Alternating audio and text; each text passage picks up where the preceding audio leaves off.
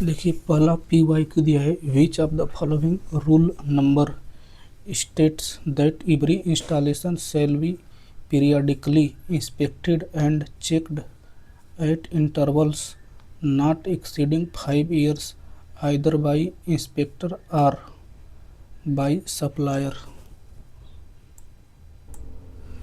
तो देखिए इसका आंसर होगा IEE रूल नंबर 46। मतलब कि इंस्पेक्टर अथवा सप्लायर किसी भी इंस्टॉलेशन को 5 साल के अंदर अंदर मतलब उसको चेक करना होता है कि सही है कि नहीं। यह IEE रूल 46 कहता है। सवाल दिया है, earthing is necessary to give protection against electric shock. मतलब बॉडी अथवा सरफेस के ऊपर जो भी एक्स्ट्रा चार्ज होता है उसको अर्थिंग ज़मीन में भेजकर हमें सुरक्षा प्रोवाइड करवाता है।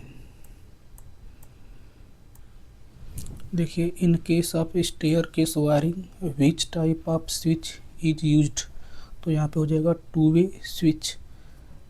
देखिए स्टेयर केस मतलब जो सीढ़ी होता है उसमें हम नीचे से भी स्विच ऑन ऑफ कर सकते हैं तथा ऊपर से भी ऑन ऑफ कर सकते हैं, इसीलिए यहाँ पे 2-वे स्विच का यूज किया जाता है।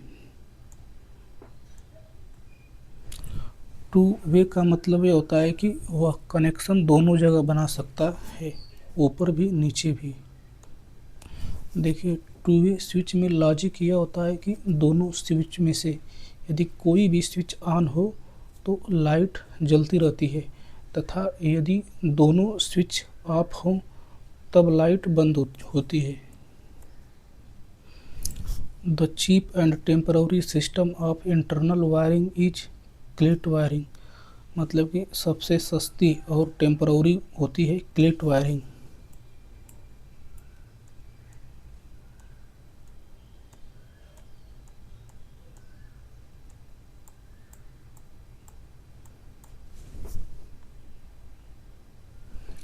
What is the diameter of the GI pipe through which the earth wire needs to be taken out। मतलब कि जिस GI पाइप द्वारा अर्थ वायर को निकाला जाता है उसका डायमीटर कितना होता है, तो 13 mm हो जाएगा। The appliances are always controlled by the switch connected in phase wire। मतलब कि अप्लायंस से जो स्विच कनेक्ट होते हैं उनको जनरली हम लोग फेज वायर में लगाए रहते हैं। विच of the following wiring system is normally used in domestic purposes. Domestic purposes बोले तो घरों में नॉर्मली कौन सी वायरिंग यूज की जाती है, तो कंडुइट वायरिंग। सवाल दिया है, the cab tyre sheathed cable CTS cable is also known as TRS cable. इसमें बोला है कि CTS केबल का एक और नाम होता है जिसे TRS केबल बोलते हैं। सवाल दिया है, which installation is most widely used for covering wires cables used in internal wiring of residual condition. मतलब कि घरों का जो वायरिंग होती है उसमें कंडक्टर को कवर करने के लिए कौन सा इंसुलेशन प्रोवाइड करवाया जाता है सबसे ज़्यादा मात्रा में, तो वह हो जाएगा PVC। सवाल है, the main idea of running earth wire along the conduct run is to make the conduct and metal accessories electrically continuous. सवाल है, for domestic wiring the most extensively used material is copper और aluminium. मतलब copper और aluminium ही domestic wiring में ज़्यादा use होते हैं। सवाल दिया है, which of the following wiring is suitable for lightning in low voltage installation. मतलब कि लाइटिंग सिस्टम में जो लो वोल्टेज होता है उसमें कौन सी वायरिंग यूज होता है, तो यहाँ पे हो जाएगा TRS वायरिंग। तथा TRS वायरिंग को ही CTS वायरिंग भी बोला जाता है। The wire of 2SWG is equivalent to diameter of 7.01 mm। देखिए, ग्राउंडिंग का मतलब होता है कि जब हम किसी न्यूट्रल पॉइंट को ग्राउंड कर देते हैं तो उस प्रक्रिया को ग्राउंडिंग बोला जाता है। देखिए, क्या होता है कि जब न्यूट्रल पॉइंट को ग्राउंड नहीं किया करते हैं, तब जब फॉल्ट आता है तो उसमें आर्क उत्पन्न हो जाती है। उस आर्क को बुझाने के लिए जो अर्थ यहाँ पे सवाल दिया है, resonant grounding is also known as arc suppression coil. देखिए, मतलब कि जो आर्क उत्पन्न हो रही थी उसको बुझाने के लिए जो अर्थिंग होती है उसमें एक ठो इंडक्टर लगा दिया जाता है। जो न्यूट्रल पॉइंट है उसमें एक ठो इंडक्टर लगाया जाता है जो आर्क को बुझा देता है। उसे ही रेजोनेंट ग्राउंडिंग बोला जाता है। सवाल दिया है, when an electric device appliance और electrical installation is connected to the earth electrode without a fuse, circuit breaker or resistance impedance, it is called solidly earthed। मतलब कि यदि हम किसी भी इंस्टॉलेशन को सीधे किसी तार के द्वारा ग्राउंडिंग मतलब कि अर्थ करते हैं तो उसे सॉलिडली अर्थड बोला जाता है।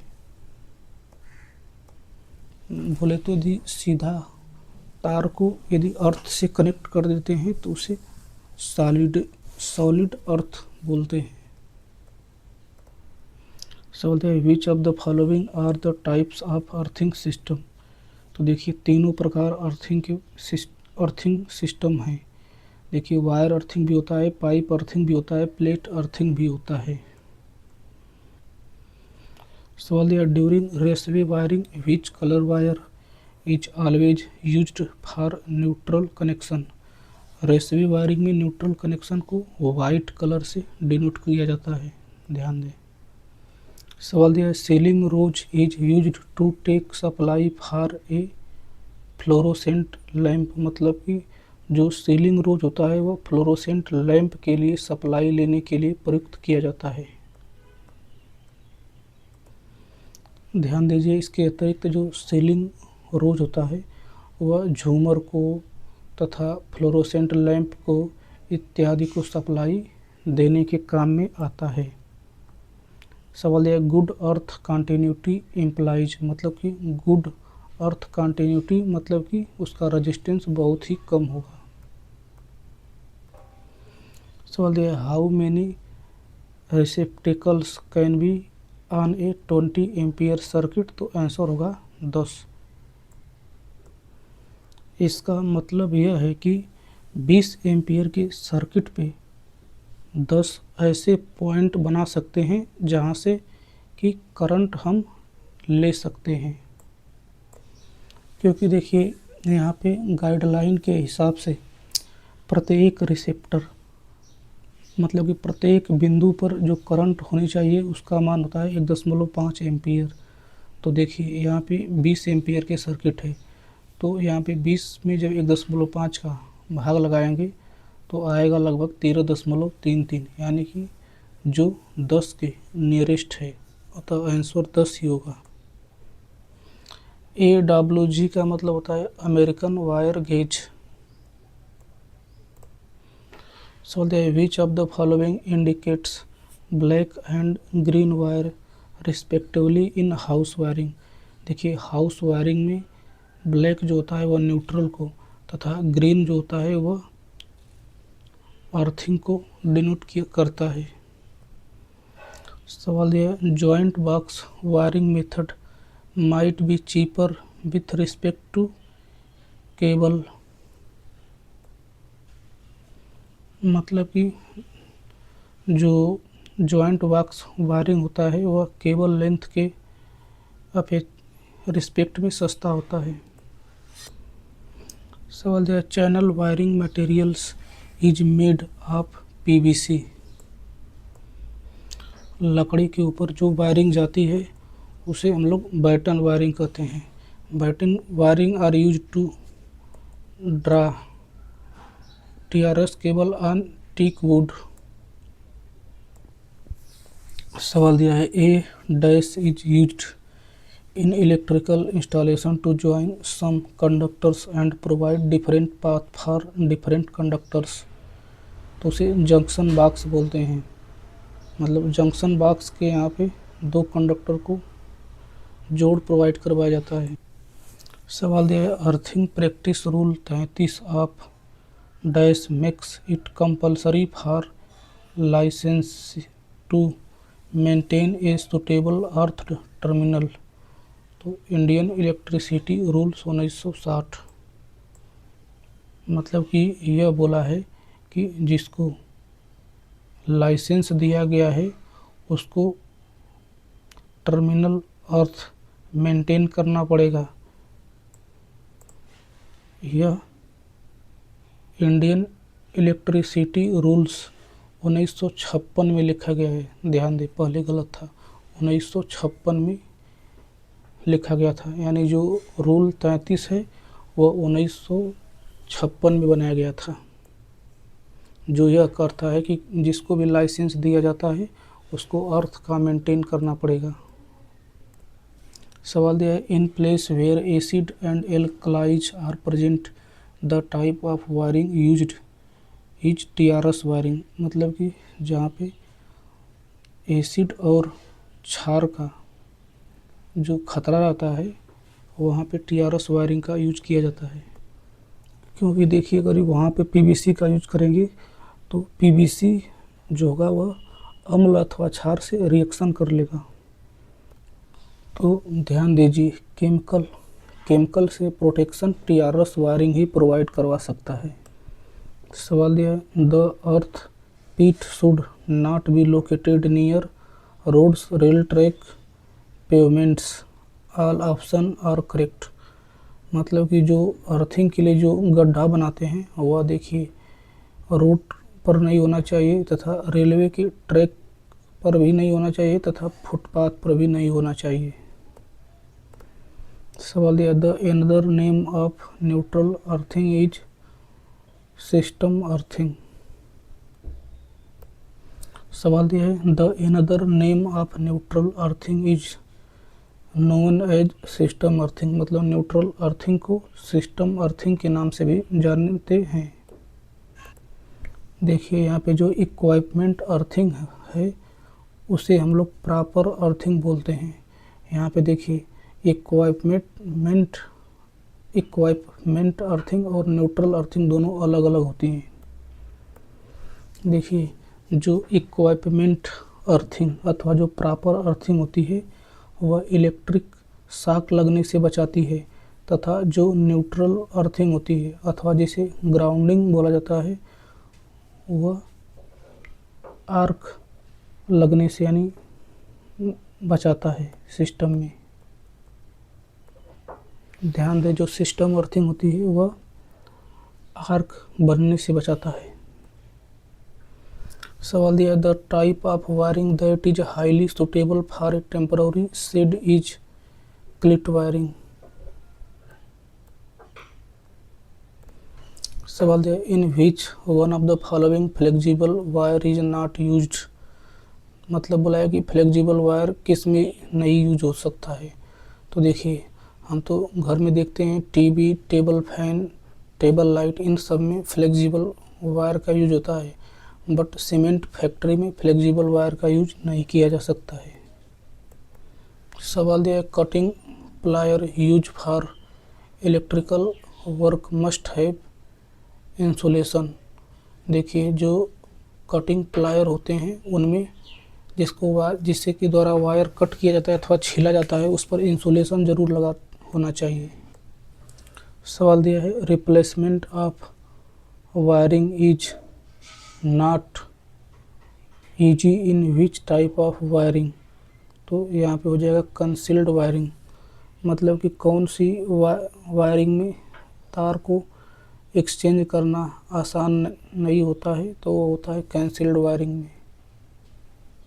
सवाल है a building has 3 floors and each floor has 4 fans of 50 watt that operates for 12 hours a day and 1 air conditioner of 3000 watt that operates for 2 hours per day in the month of the June determine the energy consumption of the building in June. तो देखिए, हम जानते हैं कि जून के महीने में 30 दिन का समय होता है तथा मतलब कि देखिए बिल्डिंग में 3 ठो फ्लोर हैं, यानी सीधा सीधा 30 गुणे के 3 हो जाएगा। अब देख रहे हैं कि यहाँ पे 4 ठो फैन जो कि 50 वाट के लगे हुए हैं तथा ये 12 घंटे चलते हैं।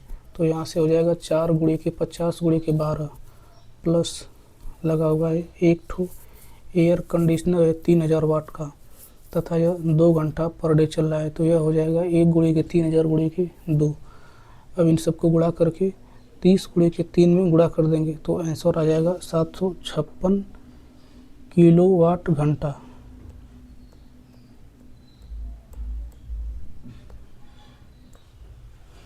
सवाल दिया, wiring clips are usually made of steel. Wiring clip को स्टील से बनाया जाता है। सवाल दिया है, the switch unit need not be on the what type of wiring. मतलब कौन सी वायरिंग में स्विच की आवश्यकता नहीं होती है। तो आंसर हो जाएगा न्यूट्रल वायरिंग। सवाल दिया है, at what level of current flow during electric shock death is possible. मतलब कि कितने एम्पियर करंट पे इलेक्ट्रिक मतलब कि शॉक लगने पर मृत्यु हो जाती है। तो आंसर होगा 50 से 100 मिली एम्पियर का। सवाल दिया, when in dry condition human body resistance is around 100 kilo ohm. सवाल दिया है, when in dry condition human body resistance is around 100 kilo ohm. मतलब कि यदि ह्यूमन बॉडी पर मॉइस्चर वगैरह नहीं होगा तो उस समय उसका रेजिस्टेंस 100 किलो ओम होता है। सवाल दिया है, calculate the January month electricity bill for a room containing 40 watt lamp working 10 घंटा daily and unit cost is 1 रुपये। मतलब कि 1 यूनिट एनर्जी का दाम 1 रुपया है तथा 40 वाट के लैंप है जो 10 घंटा चल रहा है। जनवरी में हम जानते हैं 31 महीना होता है। तो हो जाएगा 31 गुणा के कोष्टक में 40 गुणा के 10 बटा के 1000 गुणा के 1 कर देंगे। आंसर आ जाएगा 12.4। यहाँ पे बटा में 1000 इसलिए किया गया है क्योंकि देखिए जो पावर है वह वाट में दिया हुआ है, इसको किलोवाट में करना होगा।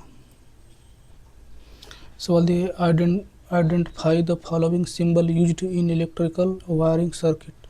इलेक्ट्रिकल वायरिंग सर्किट में जो यह सिंबल है यह क्या दर्शाता है? 2 वे स्विच।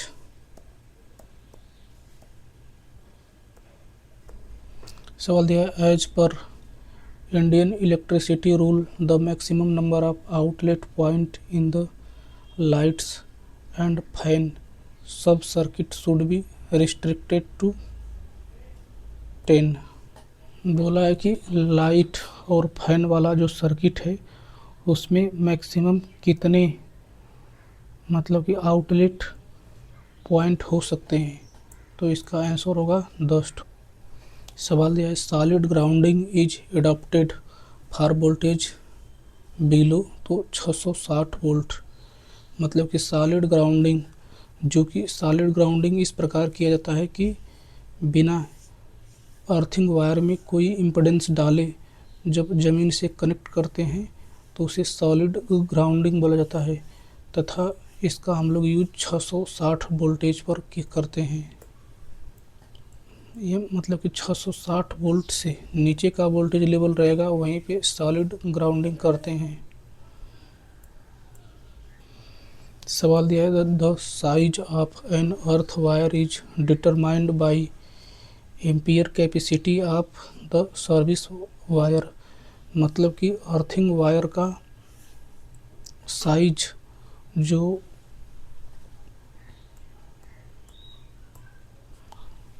सर्किट में जो सब अप्लायंस लगे होते हैं उनके करंट रेटिंग के हिसाब से डिसाइड किया जाता है।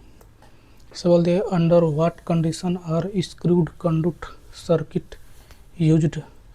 तो यदि वोल्टेज 250 वोल्ट तथा 600 वोल्ट के बीच में होता है तो वहाँ पे स्क्रू कंडक्ट सर्किट यूज किया जाता है।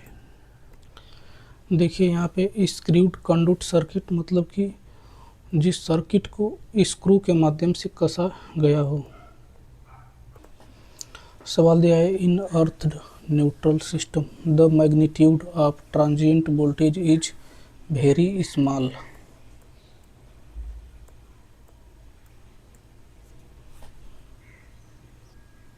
हम जानते हैं कि यदि न्यूट्रल पॉइंट को ग्राउंड नहीं करते हैं तो जो ट्रांजिएंट आता है वह ओवर वोल्टेज आता है।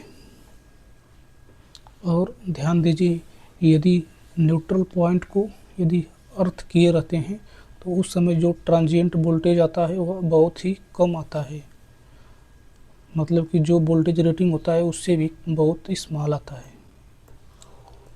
सवाल दिया है lamp shown in the picture is switched on from the moment of switching on, how long does it take for the lamp to glow. मतलब कि यहाँ पे जब स्विच को दबाएंगे तो कितने समय बाद जो बल्ब है वह जलना स्टार्ट हो जाएगा। तो देखिए इसका आंसर होगा D, the time practically is zero because the velocity of the propagation of electric current is almost that of light. मतलब कि यह प्रकाश के समान चलता है, इसीलिए आंसर डी वाला ऑप्शन सही हो जाएगा। हम जानते हैं कि जो हम लोग ट्रांसमिशन लाइन में लाइट प्रोपेगेशन भी पढ़े हैं, क्योंकि जो इलेक्ट्रिक करंट होती है वह लाइट के चाल के ही अनुसार चलती है। सवाल दिया what is an electrical schedule. देखिए इलेक्ट्रिकल शेड्यूल का मतलब क्या होता है, तो इसमें पहला ऑप्शन दिया है ए लिस्ट और a plan of a building providing information of number of point in each room. यही वाला ऑप्शन सही हो जाएगा। मतलब कि जो इलेक्ट्रिकल शेड्यूल होता है वह किसी बिल्डिंग में कितने पॉइंट होंगे प्रत्येक रूम में, इसके बारे में जानकारी प्रदान करता है। सवाल दिया है which among these is a method of wiring. तो देखिए इसमें से तीनों वायरिंग के मेथड हैं, joint box, T system, loop in system, तीनों। सवाल दिया according to the rules for under the electricity rules 1956 which rule is concerned with high and extra high voltage installation. मतलब देखिए इंडियन इलेक्ट्रिसिटी रूल 1956 में कौन सा ऐसा रूल है जो हाई वोल्टेज तथा एक्स्ट्रा हाई वोल्टेज इंस्टॉलेशन के लिए होता है। तो आंसर होगा रूल 65। सवाल दिया है as per the Indian electricity rules 1956 which of the following rules for overhead lines is for clearance above ground of the lowest conductor. इसने बोला है कि इंडियन इलेक्ट्रिसिटी रूल्स 1956 के अनुसार ओवरहेड लाइन्स का ग्राउंड क्लियरेंस के बारे में कौन सा रूल बताता है।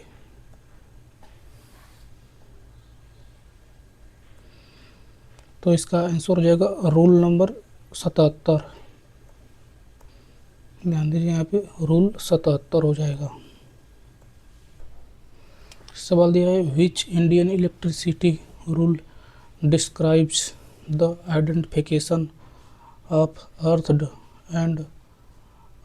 Neutral conductor and position of switch and cut out in them. देखिए कंडक्टर और उसके अंदर स्विच की पोजीशन तथा अर्थड न्यूट्रल पॉइंट, इन सब की कंडीशन को रूल 32 बताता है।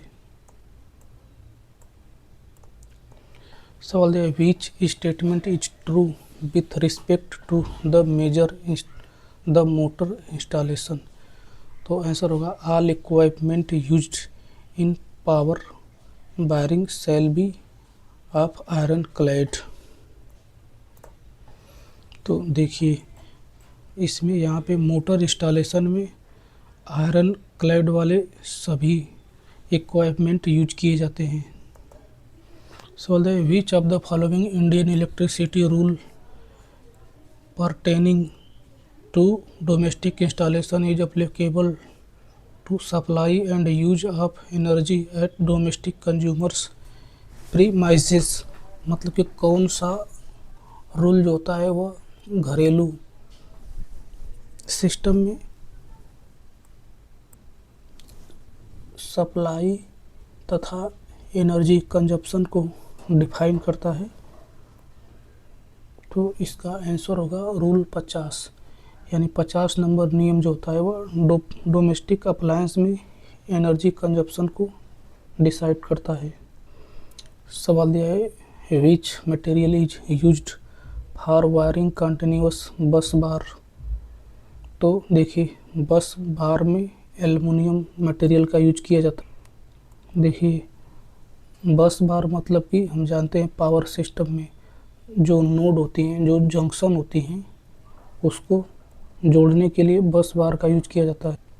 नए पावर सिस्टम में जो जंक्शन होते हैं, जो नोड्स होते हैं, उन्हीं को हम लोग बस बार बोलते हैं और वहाँ पे एल्युमिनियम का यूज करते हैं क्योंकि एल्युमिनियम हल्का होता है। सवाल दिया what is meant by contingency. Contingency मतलब होता है इमरजेंसी।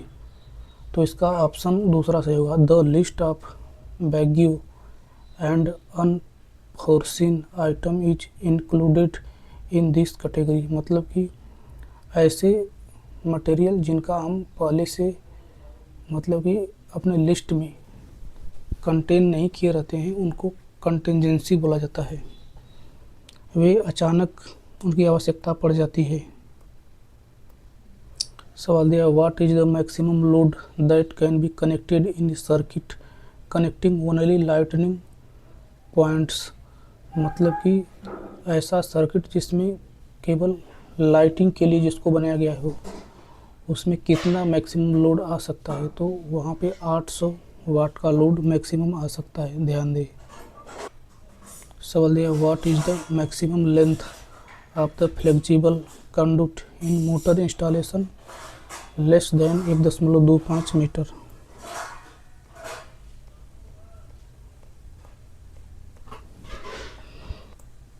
सवाल दिया what is the factor of safety used for current rating in a power installation.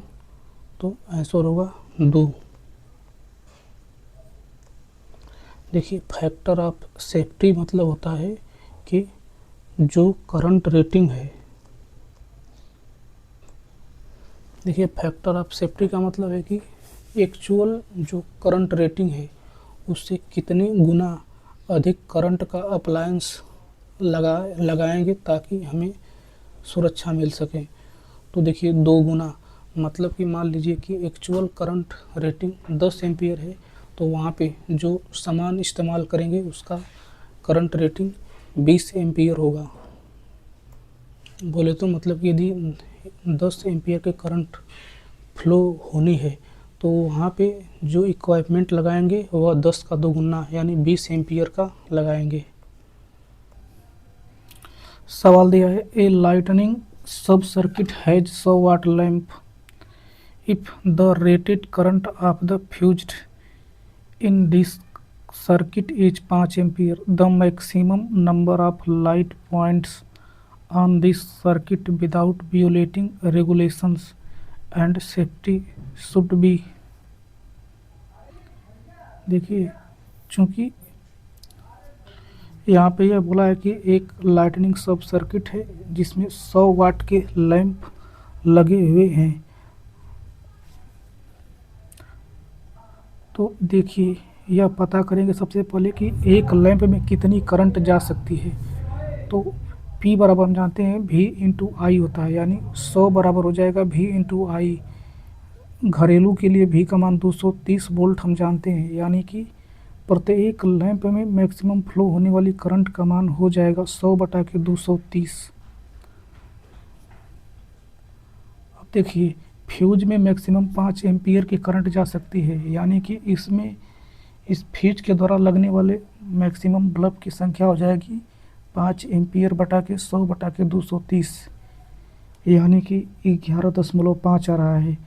मतलब कि 11.5 लैंप लग सकते हैं इस फ्यूज के द्वारा। लेकिन देखिए, यहाँ पे सेफ्टी को भी ध्यान में रखना है।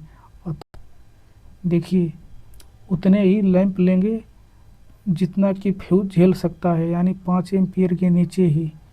तो देखिए, यहाँ पे 8 सिर्फ लैंप का यूज कर सकते हैं। देखिए, यदि सेफ्टी का ध्यान नहीं रखेंगे तब तो 11.5 लैंप लग सकता है। लेकिन देखिए, यहाँ पे सेफ्टी को भी ध्यान में रखना है। अतः देखिए, सेफ्टी के लिए जो एक्चुअल मतलब कि बल्ब संख्या 11.5 है, उसमें 1.5 से भाग लगा देंगे तो आएगा 7.66, यानी कि 8 को इसमें लैंप लगा सकते हैं। इस बात को ध्यान रखें कि फॉर सेफ्टी डिवाइड बाई 1.5। देखिए, कौन सी अर्थिंग को फायर अर्थिंग बोला जाता है? तो देखिए, रॉड अर्थिंग को। विच type of earthing is also called fire earthing? Rod earthing. What is the dimension of the copper strips used for strip earthing? देखिए, स्ट्रिप अर्थिंग में जो कॉपर स्ट्रिप यूज की जाती है उसका साइज क्या होता है? तो 25 mm गुणा के 3 mm। ट्रांसमिशन लाइन में टावर के साथ स्ट्रिप अर्थिंग का यूज किया जाता है। What type of earthing is used by transmission lines? तो हो जाएगा आंसर स्ट्रिप अर्थिंग। सवाल दिया है, what should be the value of earthing resistance for large power station? मतलब लार्ज पावर स्टेशन के अर्थिंग का रेजिस्टेंस कितना होना चाहिए? तो 0.5 ओम।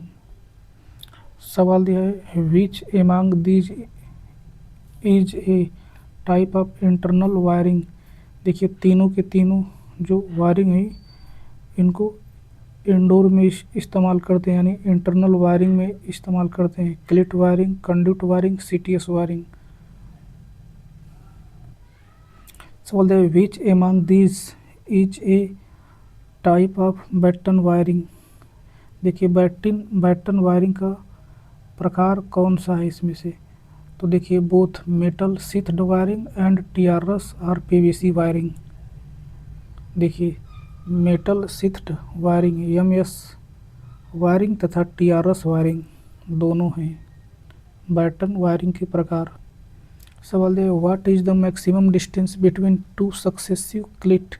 मतलब कि दो क्रमागत क्लिट के बीच की दूरी 0.6 मीटर, बोले तो 60 सेंटीमीटर हो जाएगा, 6 सेंटीमीटर। देखिए, how many outlet are permitted in a power circuit? तो 2 point. How many outlet are permitted in a power circuit? 2 point. देखिए, what is the maximum load that is permitted in a power circuit? जैसे देखिए, lightning circuit का maximum load 800 watt होता है।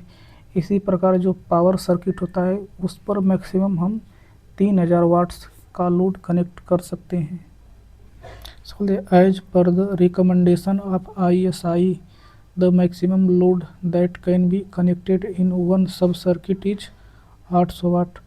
मतलब ISI के regulation के हिसाब से एक सब सर्किट में 800 वाट का लोड लगा सकते हैं। देखिए, highly skilled labour is required in casing capping wiring and both conduit and casing capping wiring. देखिए, सबसे ज़्यादा पढ़ा लिखा मजदूर कंडक्ट वायरिंग तथा केसिंग केपिंग वायरिंग में आवश्यकता होती है। देखिए, टीआरएस वायरिंग में ज़्यादा पढ़े लिखे मजदूर की आवश्यकता नहीं होती है। सवाल दिया है resistivity of earth increases sharply when moisture falls below 20%। 20% moisture पे अर्थ का रेजिस्टेंस बहुत ज़्यादा बढ़ जाता है, क्योंकि मॉइस्चर जो होता है वह रेजिस्टेंस को कम करता है, क्योंकि मॉइस्चर एक कंडक्टिंग मीडियम है। Which of the following wiring is preferred for workshop lighting. Workshop के लाइटिंग में कंसील्ड कंडक्ट वायरिंग यूज किया जाता है, क्योंकि तार और जैसे एक्सपोज्ड बोले तो बाहर ना निकले हों, क्योंकि देखिए वर्कशॉप में आग लगने की आवश्यकता बहुत ज़्यादा रहती है। सवाल यह है the loop earth wire used shall not be size less than 14 SWG बोले तो 2.9 mm to mm² are half of the size of the sub circuit wire. देखिए अर्थिंग के लिए जो लूप अर्थ वायर यूज होता है उसका साइज लाइव वायर का आधा होना चाहिए अथवा 14 SWG होना चाहिए। सवाल है as per recommendation of ISI the maximum number of points of lights fans and socket that can be connected in one sub circuit is 10। मतलब कि एक सब सर्किट में लाइट्स फैन और सॉकेट के लिए 10 पॉइंट हो सकते हैं मैक्सिमम। सवाल दिया third pin in a 3 pin plug is provided so as to provide an earth connection.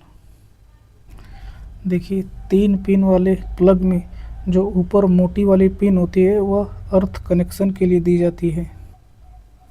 In practice earth is chosen as a place of zero electric potential because it has almost constant potential. मतलब कि अर्थ पर जो electric potential होता है उसे zero लिया जाता है, क्योंकि वहाँ पे हर जगह कांस्टेंट पोटेंशियल होता है। सवाल दिया है विच type of neutral grounding method has high transient voltage appear under fault condition. मतलब फॉल्ट की अवस्था में कौन से ग्राउंडिंग सिस्टम में ज़्यादा हाई वोल्टेज का ट्रांजिएंट बनता है। तो इसका आंसर होगा रिएक्टेंस ग्राउंडिंग। रिएक्टेंस ग्राउंडिंग में वोल्टेज ज़्यादा बनता है। So the effect of electric shock on human body depends on current voltage duration of contact all of the above. देखिए एक मनुष्य के बॉडी पर इलेक्ट्रिक शॉक 3 चीज़ों पर डिपेंड करता है, करंट पे, वोल्टेज पे तथा ड्यूरेशन ऑफ कॉन्टैक्ट पर भी। सवाल दिया normally the human body resistance in totally wet and dry condition is respectively 1 kilo ohm अथवा 1 मेगा ओम।